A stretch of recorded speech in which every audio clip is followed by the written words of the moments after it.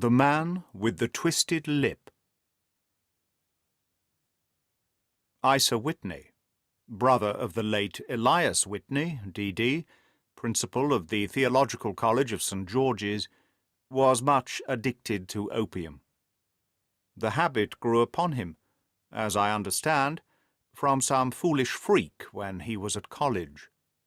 For having read De Quincey's description of his dreams and sensations, he had drenched his tobacco with laudanum in an attempt to produce the same effects. He found, as so many more have done, that the practice is easier to attain than to get rid of. And for many years he continued to be a slave to the drug, an object of mingled horror and pity to his friends and relatives. I can see him now, with yellow pasty face, drooping lids, and pinpoint pupils, all huddled in a chair, the wreck and ruin of a noble man. One night, it was in June 89, there came a ring to my bell, about the hour when a man gives his first yawn and glances at the clock. I sat up in my chair, and my wife laid her needlework down in her lap and made a little face of disappointment. "A patient?" said she. "You'll have to go out."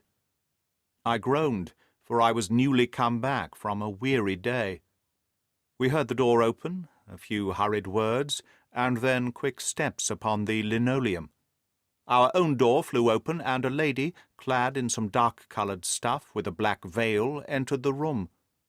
"You will excuse my calling so late," she began, and then suddenly losing her self-control, she ran forward, threw her arms about my wife's neck, and sobbed upon her shoulder. "Oh, I'm in such trouble," she cried. "I do so want a little help." "Why," said my wife, pulling up her veil, "it is Kate Whitney. How you startled me, Kate! I had not an idea who you were when you came in. I didn't know what to do, so I came straight to you." That was always the way. Folk who were in grief came to my wife like birds to a lighthouse. "It was very sweet of you to come. Now you must have some wine and water, and sit here comfortably and tell us all about it. Or should you rather that I sent James off to bed?" "Oh, no, I want the doctor's advice and help, too. It's about Isa. He has not been home for 2 days. I'm so frightened about him." It was not the first time that she had spoken to us of her husband's trouble, to me as a doctor, to my wife as an old friend and school companion. We soothed and comforted her by such words as we could find. Did she know where her husband was? Was it possible that we could bring him back to her? It seemed that it was.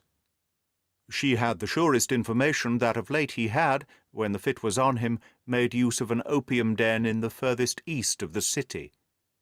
Hitherto his orgies had always been confined to one day, and he had come back twitching and shattered in the evening, but now the spell had been upon him 48 hours, and he lay there, doubtless, among the dregs of the docks, breathing in the poison or sleeping off the effects. There he was to be found, she was sure of it, at the Bar of Gold, in Upper Swandam Lane. But what was she to do? How could she, a young and timid woman, make her way into such a place and pluck her husband out from among the ruffians who surrounded him?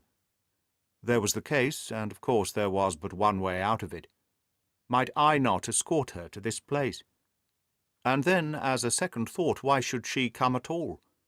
I was Isa Whitney's medical adviser, and as such I had influence over him. I could manage it better if I were alone.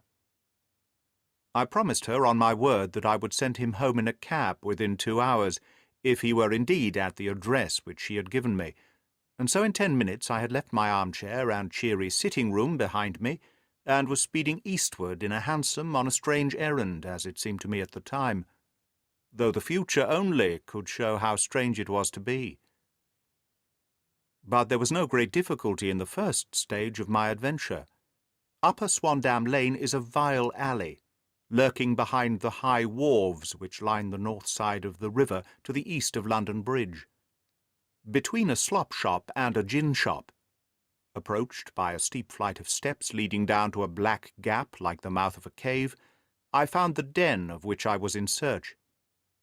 Ordering my cab to wait, I passed down the steps, worn hollow in the centre by the ceaseless tread of drunken feet, and by the light of a flickering oil lamp above the door I found the latch, and made my way into a long, low room, thick and heavy with the brown opium smoke, and terraced with wooden berths, like the forecastle of an emigrant ship. Through the gloom one could dimly catch a glimpse of bodies lying in strange, fantastic poses. Bowed shoulders, bent knees, heads thrown back and chins pointed upwards, with here and there a dark, lacklustre eye turned upon the newcomer. Out of the black shadows there glimmered little red circles of light, now bright, now faint, as the burning poison waxed or waned in the bowls of the metal pipes. The most lay silent, but some muttered to themselves, and others talked together in a strange, low, monotonous voice, their conversation coming in gushes, and then suddenly tailing off into silence, each mumbling out his own thoughts and paying little heed to the words of his neighbour. At the further end was a small brazier of burning charcoal, beside which, on a three-legged wooden stool, there sat a tall, thin old man, with his jaw resting upon his two fists, and his elbows upon his knees, staring into the fire. As I entered, a sallow Malay attendant had hurried up with a pipe for me and a supply of the drug, beckoning me to an empty berth. "Thank you, I have not come to stay," said I. "There is a friend of mine here, Mr. Isa Whitney, and I wish to speak with him." There was a movement and an exclamation from my right, and peering through the gloom I saw Whitney, pale, haggard, and unkempt, staring out at me. "My God, it's Watson," said he. He was in a pitiable state of reaction, with every nerve in a twitter. "I say, Watson, what o'clock is it?" "Nearly 11. "Of what day?" "Of Friday, June the 19th. "Good heavens, I thought it was Wednesday. It is Wednesday. What do you want to frighten a chap for?" He sank his face onto his arms and began to sob in a high treble key. "I tell you that it is Friday, man. Your wife has been waiting this 2 days for you. You should be ashamed of yourself." "So I am. But you've got mixed, Watson. For I have only been here a few hours, 3 pipes, 4 pipes, I forget how many, but I'll go home with you. I wouldn't frighten Kate, poor little Kate. Give me your hand. Have you a cab?" "Yes, I have one waiting." "Then I shall go in it. But I must owe something. Find what I owe, Watson. I am off colour. I can do nothing for myself." I walked down the narrow passage between the double row of sleepers, holding my breath to keep out the vile, stupefying fumes of the drug, and looking about for the manager. As I passed the tall man who sat by the brazier, I felt a sudden pluck at my skirt, and a low voice whispered, "Walk past me and then look back at me." The words fell quite distinctly upon my ear. I glanced down. They could only have come from the very old man at my side, and yet he sat now as absorbed as ever, very thin, very wrinkled, bent with age, an opium pipe dangling down from between his knees, as though it had dropped in sheer lassitude from his fingers. I took 2 steps forward and looked back. It took all my self-control to prevent me from breaking out into a cry of astonishment. He had turned his back so that none could see him but I. His form had filled out, his wrinkles were gone, the dull eyes had regained their fire, and there, sitting by the fire and grinning at my surprise, was none other than Sherlock Holmes. He made a slight motion to me to approach him, and instantly, as he turned his face half round to the company once more, subsided into a doddering, loose-lipped senility. "Holmes," I whispered, "what on earth are you doing in this den?" "As low as you can," he answered.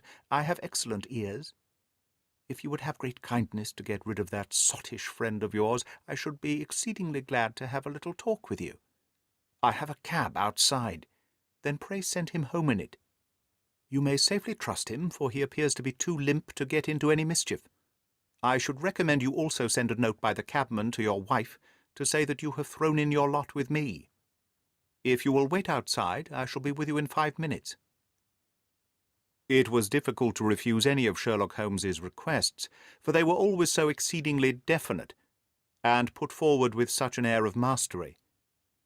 I felt, however, that when Whitney was once confined in the cab, my mission was practically accomplished, and for the rest I could not wish anything better than to be associated with my friend in one of those singular adventures which were the normal condition of his existence. In a few minutes I had written my note, paid Whitney's bill, led him out to the cab, and seen him driven through the darkness. In a very short time a decrepit figure had emerged from the opium den, and I was walking down the street with Sherlock Holmes. For 2 streets he shuffled along with a bent back and an uncertain foot.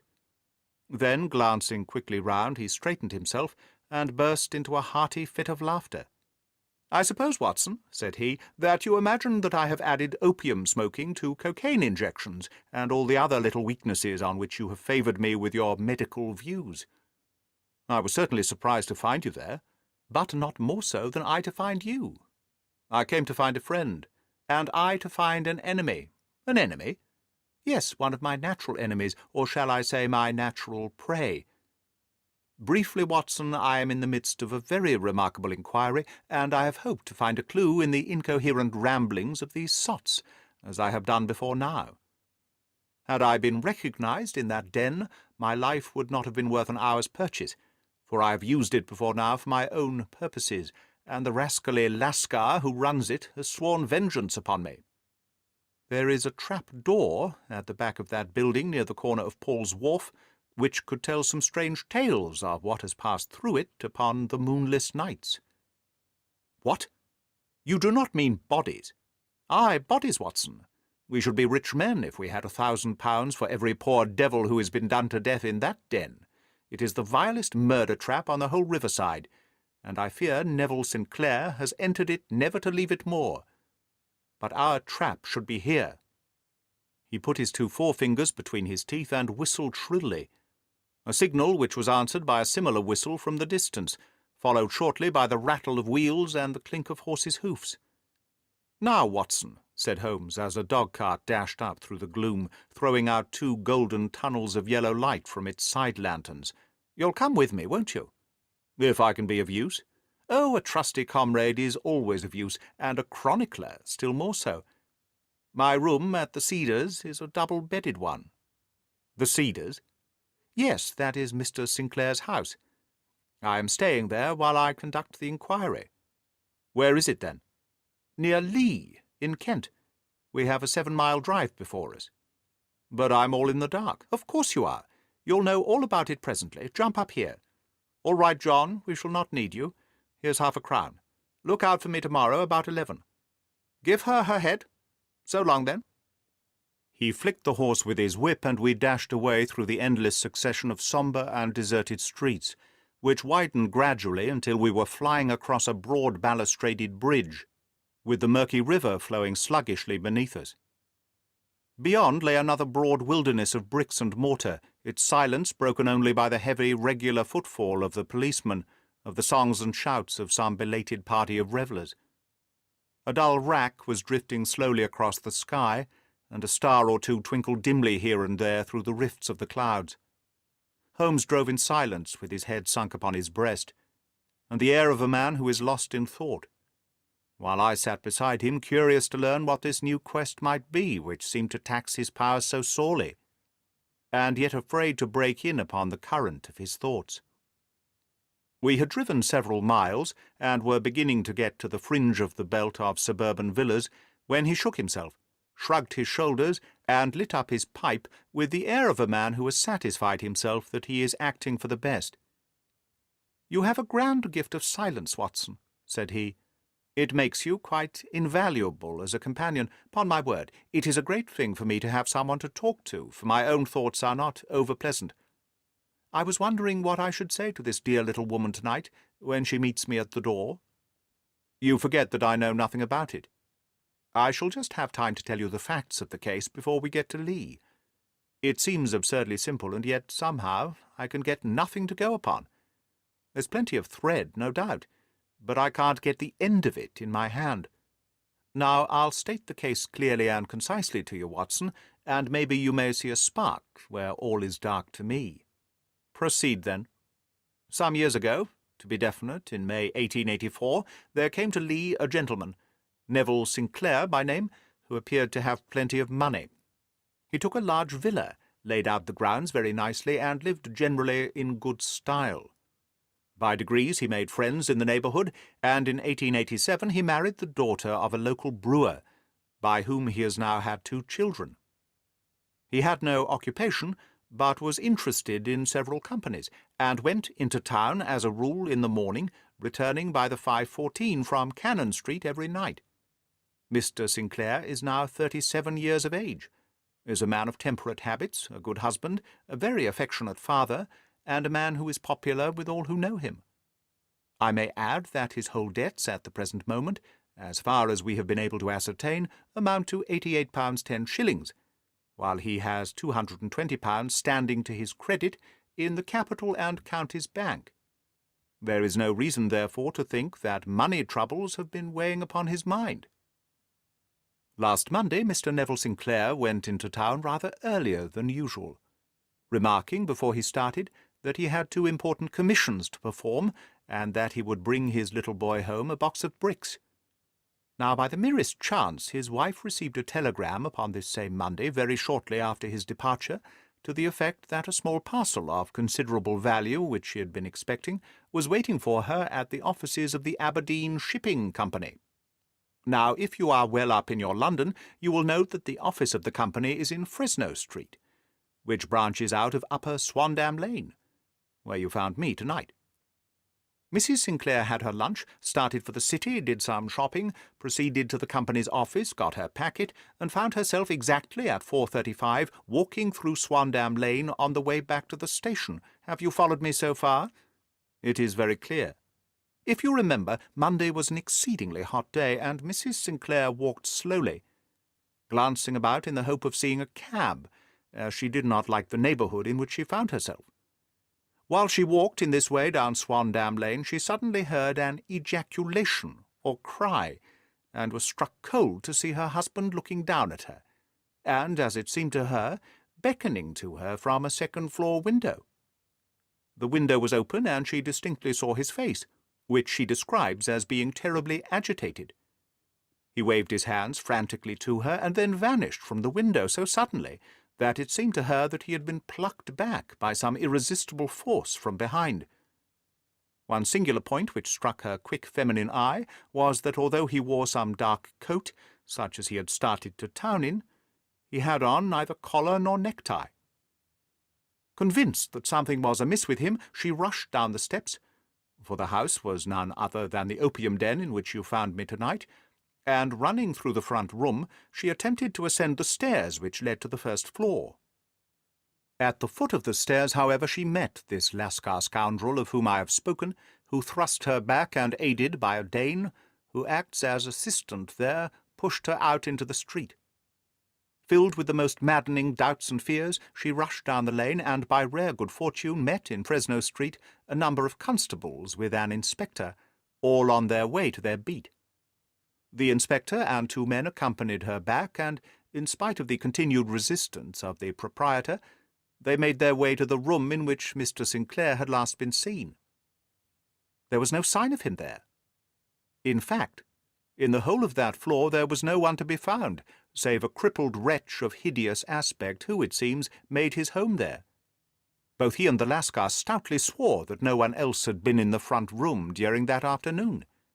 So determined was their denial that the inspector was staggered, and had almost come to believe that Mrs. Sinclair had been deluded when, with a cry, she sprang at a small deal box which lay upon the table, and tore the lid from it. Out there fell a cascade of children's bricks. It was the toy which he had promised to bring home. This discovery, and the evident confusion which the cripple showed, made the inspector realize that the matter was serious.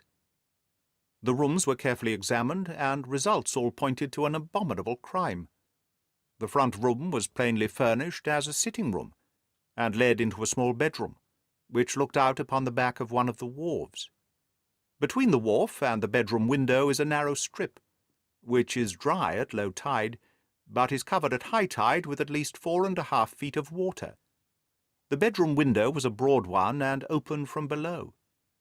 On examination, traces of blood were to be seen upon the window-sill, and several scattered drops were visible upon the wooden floor of the bedroom. Thrust away behind the curtain in the front room were all the clothes of Mr. Neville Sinclair, with the exception of his coat. His boots, his socks, his hat, and his watch, all were there. There were no signs of violence upon any of these garments, and there were no other traces of Mr. Neville Sinclair. Out of the window he must apparently have gone, for no other exit could be discovered, and the ominous bloodstains upon the sill gave little promise that he could save himself by swimming, for the tide was at its very highest at the moment of the tragedy. And now as to the villains who seemed to be immediately implicated in the matter. The Lascar was known to be a man of the vilest antecedents, but as by Mrs. Sinclair's story he was known to have been at the foot of the stairs within a few seconds of her husband's appearance at the window, he could hardly have been more than an accessory to the crime. His defence was one of absolute ignorance, and he protested that he had no knowledge as to the doings of Hugh Boone, his lodger, and that he could not account in any way for the presence of the missing gentleman's clothes. So much for the Lascar manager. Now for the sinister cripple who lives upon the second floor of the opium den, and who was certainly the last human being whose eyes rested upon Neville Sinclair. His name is Hugh Boone, and his hideous face is one which is familiar to every man who goes much to the city. He is a professional beggar, though in order to avoid the police regulations he pretends to a small trade in wax vestas. Some little distance down Threadneedle Street, upon the left-hand side, there is, as you may have remarked, a small angle in the wall. Here it is that the creature takes his daily seat cross-legged, with his tiny stock of matches on his lap, and, as he is a piteous spectacle, a small rain of charity descends into the greasy leather cap which lies upon the pavement before him. I have watched this fellow more than once, before ever I thought of making his professional acquaintance, and I have been surprised at the harvest which he has reaped in a short time. His appearance, you see, is so remarkable that no one can pass him without observing him.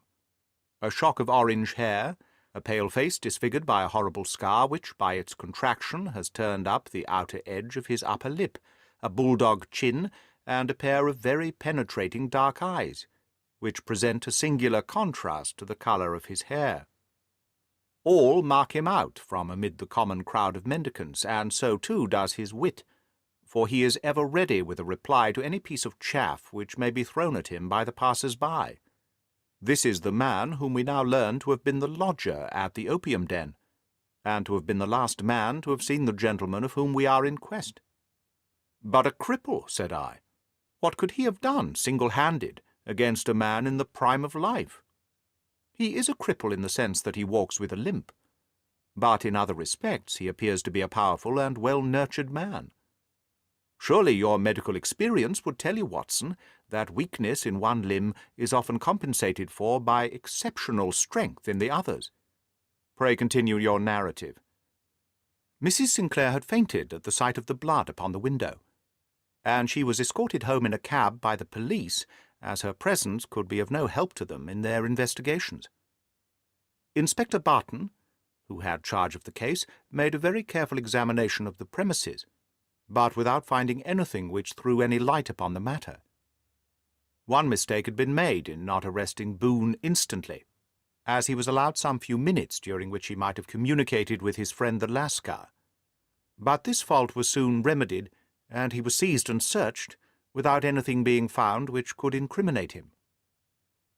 There were, it is true, some bloodstains upon his right shirt-sleeve, but he pointed to his ring finger, which had been cut near the nail, and explained that the bleeding came from there, adding that he had been to the window not long before, and that the stains which had been observed there came doubtlessly from the same source. He denied strenuously having ever seen Mr. Neville Sinclair, and swore that the presence of the clothes in his room was as much a mystery to him as to the police. As to Mrs. Sinclair's assertion that she had actually seen her husband at the window, he declared that she must either have been mad or dreaming. He was removed, loudly protesting, to the police station, while the inspector remained upon the premises, in the hope that the ebbing tide might afford some fresh clue. And it did, though they hardly found upon the mud bank what they had feared to find. It was Neville Sinclair's coat, and not Neville Sinclair, which lay uncovered as the tide receded. And what do you think they found in the pockets? I cannot imagine. No, I don't think you will guess. every pocket stuffed with pennies and halfpennies, 421 pennies and 270 halfpennies. It was no wonder that it had not been swept away by the tide. But a human body is a different matter. There is a fierce eddy between the wharf and the house. It seemed likely enough that the weighted coat had remained when the stripped body had been sucked away into the river. But I understand that all the other clothes were found in the room. Would the body be dressed in a coat alone? No, sir, but the facts might be met speciously enough. Suppose that this man Boone had thrust Neville Sinclair through the window. There is no human eye which could have seen the deed. What would he do then? It would, of course, instantly strike him that he must get rid of the telltale garments. He would seize the coat then, and be in the act of throwing it out, when it would occur to him that it would swim and not sink. He has little time, for he had heard the scuffle downstairs when the wife tried to force her way up, and perhaps he has already heard from his Lascar confederate that the police are hurrying up the street. There is not an instant to be lost. He rushes to some secret hoard where he has accumulated the fruits of his beggary, and he stuffs all the coins upon which he can lay his hands into the pockets to make sure of the coat's sinking.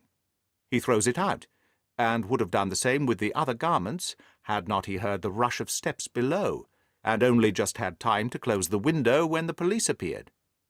It certainly sounds feasible.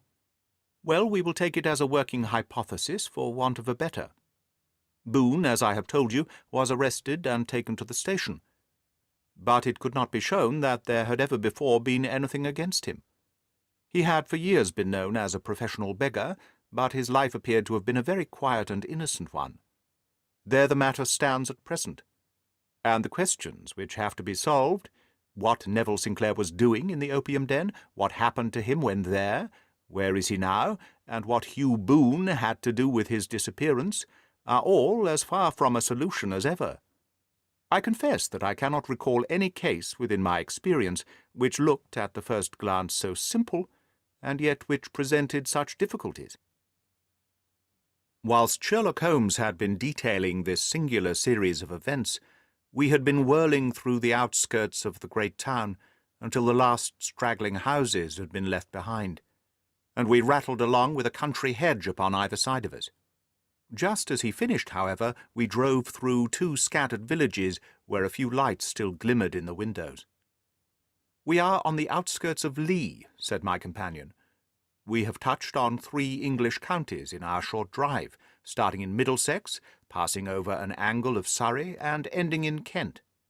See that light among the trees? That is the Cedars, and beside that lamp sits a woman whose anxious ears have already, I have little doubt, caught the clink of our horses' feet." "But why are you not conducting the case from Baker Street?" I asked. "Because there are many inquiries which must be made out here. Mrs. Sinclair has most kindly put 2 rooms at my disposal, and you may rest assured that she will have nothing but a welcome for my friend and colleague. I hate to meet her, Watson, when I have no news of her husband. Here we are. Whoa there, whoa!" We had pulled up in front of a large villa which stood within its own grounds. A stable-boy had run out to the horse's head, and springing down, I followed Holmes up the small winding gravel drive which led to the house. As we approached, the door flew open, and a little blonde woman stood in the opening, clad in some sort of light mousseline de soie, with a touch of fluffy pink chiffon at her neck and wrists. She stood with her figure outlined against the flood of light, one hand upon the door, one half raised in eagerness, her body slightly bent, her head and face protruded, with eager eyes and parted lips, a standing question. "Well," she cried, "well?" And then, seeing that there were 2 of us, she gave a cry of hope, which sank into a groan, as she saw that my companion shook his head and shrugged his shoulders. "No good news?" "None." "No bad?" "No." "Thank God for that. But come in. You must be weary, for you have had a long day. This is my friend Dr. Watson. He has been of most vital use to me in several of my cases, and a lucky chance has made it possible for me to bring him out and associate him with this investigation." "I am delighted to see you," said she, pressing my hand warmly. "You will, I am sure, forgive anything which may be wanting in our arrangements, when you consider the blow which has come so suddenly upon us." "My dear madam," said I am an old campaigner, and if I were not, I can very well see that no apology is needed. If I can be of any assistance, either to you or to my friend here, I shall be indeed happy."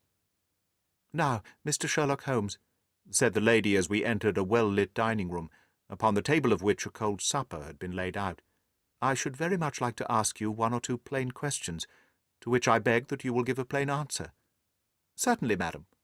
Do not trouble about my feelings. I am not hysterical, nor given to fainting. I simply wish to hear your real opinion." "Upon what point?" "In your heart of hearts. Do you think that Neville is alive?" Sherlock Holmes seemed to be embarrassed by the question. "Frankly, now?"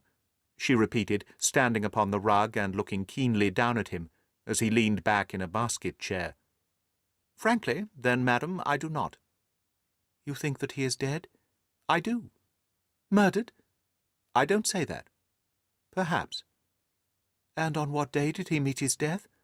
"On Monday." "Then perhaps, Mr. Holmes, you would be good enough to explain how it is that I have received this letter from him today." Sherlock Holmes sprang out of his chair as if he had been galvanized. "What?" he roared. "Yes, today." She stood smiling, holding up a little slip of paper in the air. "May I see it?" "Certainly." He snatched it from her in his eagerness, and smoothing it out upon the table, he drew over the lamp and examined it intently. I had left my chair and was gazing at it over his shoulder. The envelope was a very coarse one, and was stamped with the Gravesend postmark, and with the date of that very day, or rather of the day before, for it was considerably after midnight. "Coarse writing," murmured Holmes. "Surely this is not your husband's writing, madam?" "No, but the enclosure is." "I perceive also that whoever addressed the envelope had to go and inquire as to the address." "How can you tell that?" "The name, you see, is in perfectly black ink, which has dried itself. The rest is of the greyish colour, which shows that blotting paper has been used. If it had been written straight off and then blotted, none would be of a deep black shade. This man has written the name, and there has then been a pause before he wrote the address, which can only mean that he was not familiar with it. It is, of course, a trifle, but there is nothing so important as trifles. Let us now see the letter. Ha! There has been an enclosure here." "Yes, there was a ring, his signet ring." "And you are sure that this is your husband's hand?" "One of his hands." "One?" "His hand when he wrote hurriedly. It is very unlike his usual writing, and yet I know it well." "Dearest, do not be frightened. All will come well. There is a huge error which it may take some little time to rectify. Wait in patience. Neville. Written in pencil upon a fly-leaf of a book, octavo size, no watermark. Posted today in Gravesend by a man with a dirty thumb. Ha! And the flap has been gummed, if I'm not very much in error, by a person who has been chewing tobacco. And you have no doubt that it is your husband's hand, madam?" "None. Neville wrote those words." "And they were posted today at Gravesend. Well, Mrs. Sinclair, the clouds lighten, though I should not venture to say that the danger is over." "But he must be alive, Mr. Holmes, unless this is a clever forgery to put us on the wrong scent. The ring, after all, proves nothing. It may have been taken from him." No, it is his very own writing." "Very well. It may, however, have been written on Monday and only posted today." "That is possible. If so, much may have happened between." "Oh, you must not discourage me, Mr. Holmes. I know that all is well with him. There is so keen a sympathy between us that I should know if evil came upon him. On the very day that I saw him last, he cut himself in the bedroom, and yet I, in the dining-room, rushed upstairs instantly with the utmost certainty that something had happened. Do you think that I would respond to such a trifle, and yet be ignorant of his death? I have seen too much not to know that the impression of a woman may be more valuable than the conclusion of an analytical reasoner. And in this letter you certainly have a very strong piece of evidence to corroborate your view."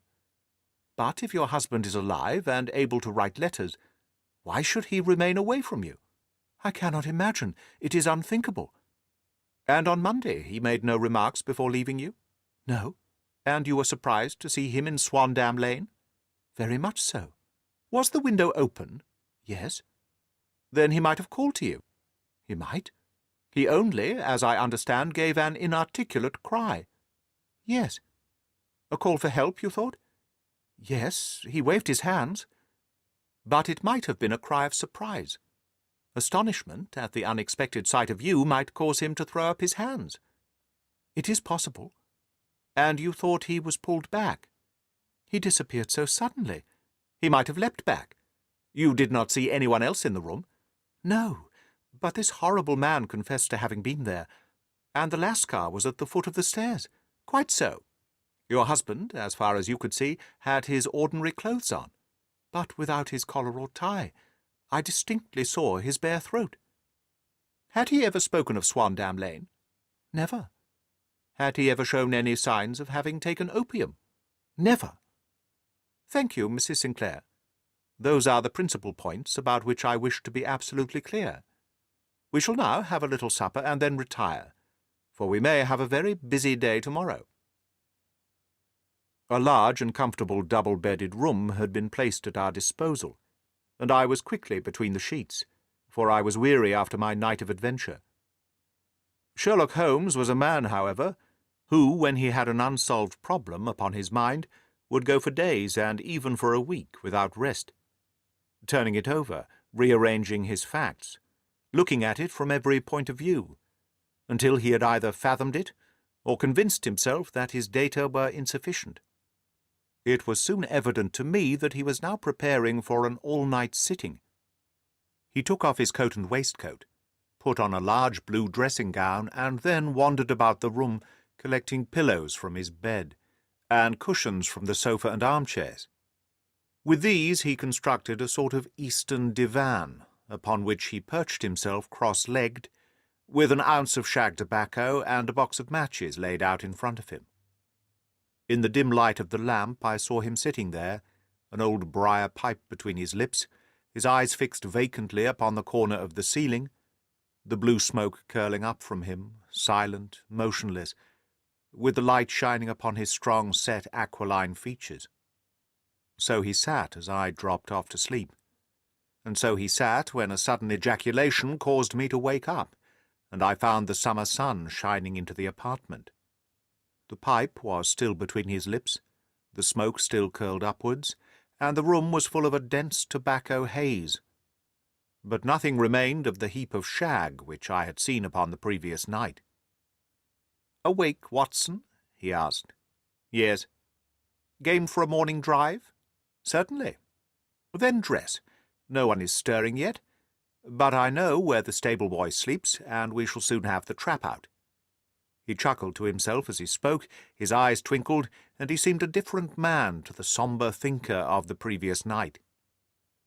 As I dressed, I glanced at my watch. It was no wonder that no one was stirring. It was 25 minutes past 4. I had hardly finished when Holmes returned, with the news that the boy was putting in the horse. "I want to test a little theory of mine," said he, pulling on his boots. "I think, Watson, that you are now standing in the presence of one of the most absolute fools in Europe. I deserve to be kicked from here to Charing Cross. But I think I have the key of the affair now." "And where is it?" I asked, smiling. "In the bathroom," he answered. "Oh, yes, I'm not joking," he continued, seeing my look of incredulity. "I have just been there, and I have taken it out, and I have got it in this Gladstone bag. Come on, my boy, and we shall see whether it will not fit the lock." We made our way downstairs as quickly as possible, and out into the bright morning sunshine. In the road stood our horse and trap, with the half-clad stable-boy waiting at the head. We both sprang in, and away we dashed down the London road. A few country carts were stirring, bearing in vegetables to the metropolis, but the lines of villas on either side were as silent and lifeless as some city in a dream. "It has been in some points a singular case," said Holmes, flicking the horse on into a gallop. I confess that I have been as blind as a mole, but it is better to learn wisdom late than never to learn it at all. In town, the earliest risers were just beginning to look sleepily from their windows as we drove through the streets of the Surrey side. Passing down the Waterloo Bridge Road, we crossed over the river, and dashing up Wellington Street, wheeled sharply to the right, and found ourselves in Bow Street. Sherlock Holmes was well known to the force, and the two constables at the door saluted him. One of them held the horse's head while the other led us in. "Who is on duty?" asked Holmes. "Inspector Bradstreet, sir." "Ah, Bradstreet, how are you?" A tall, stout official had come down the stone-flagged passage, in a peaked cap and frogged jacket. "I wish to have a word with you, Bradstreet." "Certainly, Mr. Holmes. Step into my room here." It was a small office-like room, with a huge ledger upon the table and a telephone projecting from the wall. The inspector sat down at his desk. "What can I do for you, Mr. Holmes?" "I called about that beggar-man, Boone, the one who was charged with being concerned in the disappearance of Mr. Neville Sinclair, of Lee." "Yes. He was brought up and remanded for further inquiries." "So I heard. You have him here?" "In the cells." "Is he quiet?" "Oh, he gives no trouble, but he is a dirty scoundrel." "Dirty?" "Yes. It is all we can do to make him wash his hands, and his face is as black as a tinker's." "Well, when once his case has been settled, he will have a regular prison bath, and I think if you saw him you would agree with me that he needed it." "I should like to see him very much." "Would you? That is easily done. Come this way. You can leave your bag." "No, I think I'll take it." "Very good. Come this way, if you please." He led us down a passage, opened a barred door, passed down a winding stair, and brought us to a whitewashed corridor with a line of doors on each side. "The third on the right is his," said the inspector. "Here it is." He quietly shot back a panel in the upper part of the door and glanced through. "He's asleep," said he. "You can see him very well." We both put our eyes to the grating. The prisoner lay with his face towards us, in a very deep sleep, breathing slowly and heavily. He was a middle-sized man, coarsely clad as became his calling, with a coloured shirt protruding through the rent in his tattered coat. He was, as the inspector had said, extremely dirty, but the grime which covered his face could not conceal its repulsive ugliness. A broad weal from an old scar ran across it from eye to chin, and by its contraction had turned up one side of the upper lip, so that 3 teeth were exposed in a perpetual snarl. A shock of very bright red hair grew low over his eyes and forehead. "He's a beauty, isn't he?" said the inspector. "He certainly needs a wash," remarked Holmes. "I had an idea that he might, and I took the liberty of bringing the tools with me." He opened his Gladstone bag as he spoke, and took out, to my astonishment, a very large bath sponge. "He, you're a funny one," chuckled the inspector.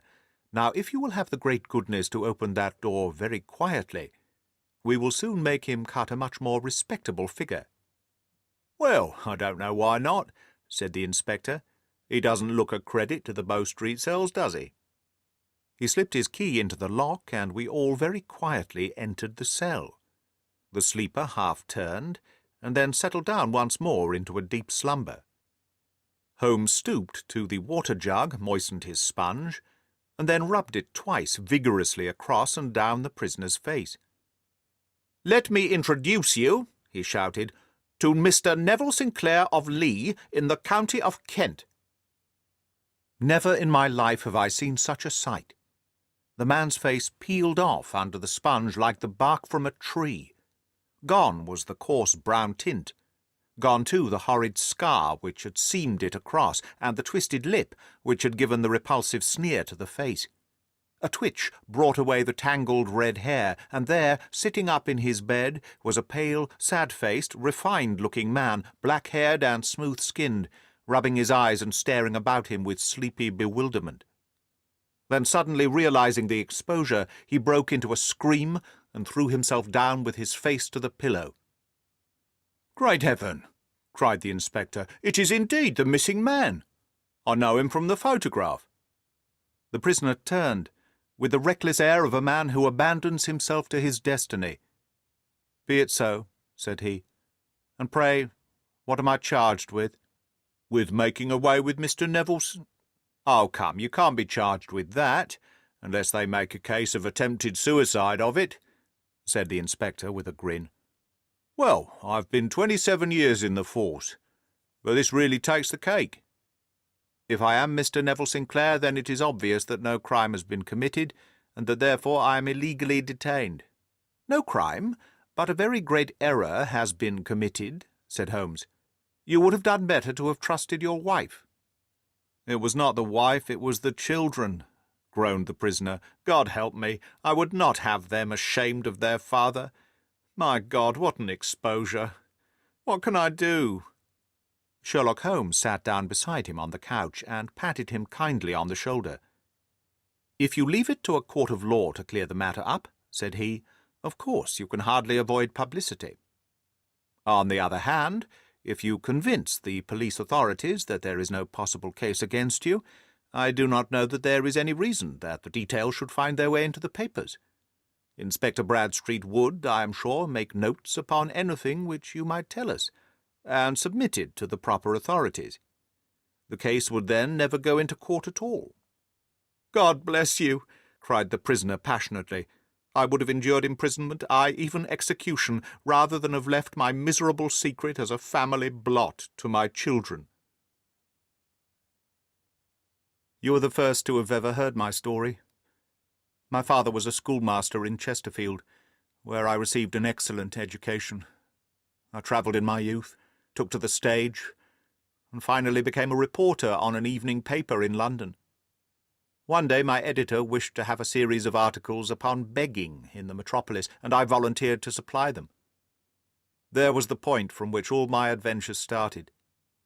It was only by trying begging as an amateur that I could get the facts upon which to base my articles. When an actor, I had of course learned all the secrets of making up, and had been famous in the green room for my skill. I took advantage now of my attainments.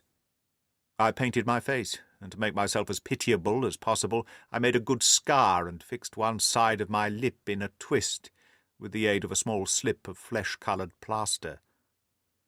Then, with a red head of hair and an appropriate dress, I took my station in the busiest part of the city, ostensibly as a match-seller, but really as a beggar. For 7 hours I plied my trade, and when I returned home in the evening I found, to my surprise, that I had received no less than 26 shillings and fourpence. I wrote my articles and thought little more of the matter until, some time later, I backed a bill for a friend, and had a writ served upon me for £25. I was at my wits' end where to get the money, but a sudden idea came to me. I begged a fortnight's grace from the creditor, asked for a holiday from my employers, and spent the time in begging in the city under my disguise. In 10 days I had the money, and had paid the debt. Well, you can imagine how hard it was to settle down to arduous work at £2 a week, when I knew that I could earn as much in a day by smearing my face with a little paint, laying my cap on the ground, and sitting still. It was a long fight between my pride and the money, but the dollars won at last, and I threw up reporting, and sat day after day in the corner which I had first chosen, inspiring pity by my ghastly face, and filling my pockets with coppers. Only one man knew my secret. He was the keeper of a low den in which I used to lodge in Swandam Lane, where I could every morning emerge as a squalid beggar, and in the evenings transform myself into a well-dressed man about town. This fellow, a Lascar, was well paid by me for his rooms, so that I knew that my secret was safe in his possession. Well, very soon I found that I was saving considerable sums of money. I do not mean that any beggar in the streets of London could earn £700 a year, which is less than my average takings. But I had exceptional advantages in my power of making up, and also in a facility in repartee, which improved by practice, and made me quite a recognized character in the city. All day a stream of pennies, varied by silver, poured in upon me, and it was a very bad day upon which I failed to take £2. As I grew richer, I grew more ambitious. Took a house in the country and eventually married, without anyone having a suspicion as to my real occupation. My dear wife knew that I had business in the city. She little knew what. Last Monday I had finished for the day and was dressing in my room above the opium den when I looked out of the window and saw, to my horror and astonishment, that my wife was standing in the street, with her eyes fixed full upon me. I gave a cry of surprise, threw up my arms to cover my face, and rushing to my confidant, the Lascar, entreated him to prevent anyone from coming up to me. I heard her voice downstairs, but I knew that she could not ascend. Swiftly I threw off my clothes, pulled on those of a beggar, and put on my pigments and wig. Even a wife's eyes could not pierce so complete a disguise. But then it occurred to me that there might be a search in the room, and that the clothes might betray me.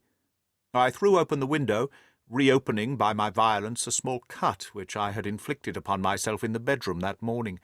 Then I seized my coat, which was weighted by the coppers which I had just transferred to it from the leather bag in which I carried my takings. I hurled it out of the window, and it disappeared into the Thames. The other clothes would have followed, but at that moment there was a rush of constables up the stairs, and a few minutes after I found, rather I confess to my relief, that instead of being identified as Mr. Neville Sinclair, I was arrested as his murderer. I do not know that there is anything else for me to explain. I was determined to preserve my disguise as long as possible, and hence my preference for a dirty face. Knowing that my wife would be terribly anxious, I slipped off my ring and confided it to the Lascar at a moment when no constable was watching me, together with a hurried scrawl, telling her that she had no cause to fear. "That note only reached her yesterday," said Holmes. "Good God, what a week she must have spent!"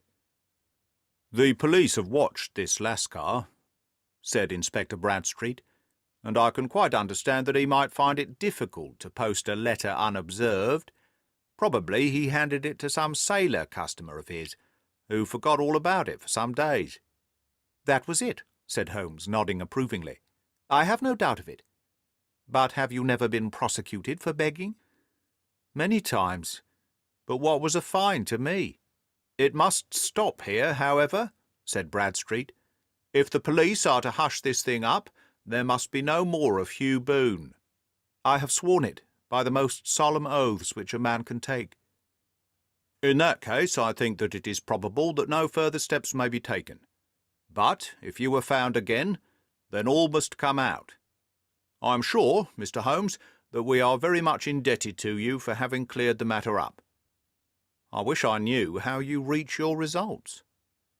"I reached this one," said my friend, "by sitting upon 5 pillows and consuming an ounce of shag.